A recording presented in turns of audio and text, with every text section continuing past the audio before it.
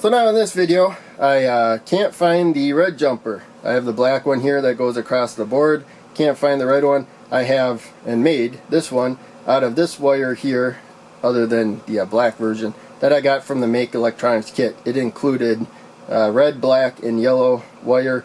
I think it's yellow, but 22 gauge wire. So in any case, to begin with, I'm going to use this Capri wire cutter and wire stripper. There's a button here, you press that, it unlocks, you can close it and relock it like that. And in any case, we already have this end cut, it'll be perfectly fine.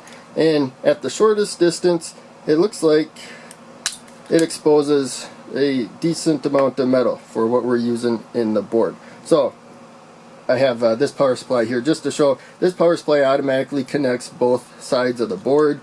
We can go, if it focuses, 5 volts, which I have there with that jumper. We can move one or both jumpers to 3.3 volts or to off. And whatever jumper we set it to, it will power the row there with that voltage. And you can go across too, you know. So if you have 5 volts there and 5 volts there, you can go across. And you'd want the same voltage on both sides if you're going across like that. But in any case, we can get an estimate of the length we need. And these ones would actually be a little bit easier to get an exact length.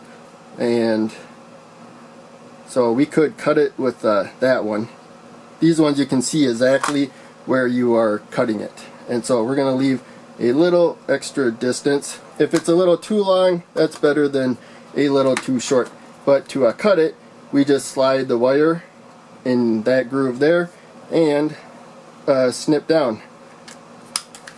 There we go. So that looks like maybe a tiny bit too long. Might trim it down. We can strip it first and see where we are at. And I think it's okay now though. It might just kind of curve a little bit once we insert it into the board. And that is a little bit too long. Let's snip off a little bit of the metal wire and then strip it. And so a little bit too long, don't get too fussy. There we go. That is maybe just a speck too short, but in any case it will work. So we will turn that there. And that's one reason why I usually kind of space these a little bit and then put the power supply. So there we go, that works okay. And my bench power supply, it has alligator clips. I usually clip the clips to these, and then I insert usually the positive on that side of the red jumper, and then the negative, I'll put them a little closer, the negative over there, to kind of avoid short circuits a little bit. The bench power supply can handle the short circuits, but I still try to avoid them. It limits current. So if you have a power supply that does not limit current, short circuits will be a nightmare. But in any case, that's it. Now I can plug in my power supply. So this tool makes it really easy. I really recommend them. You can just use the, I'm going to lock it into place.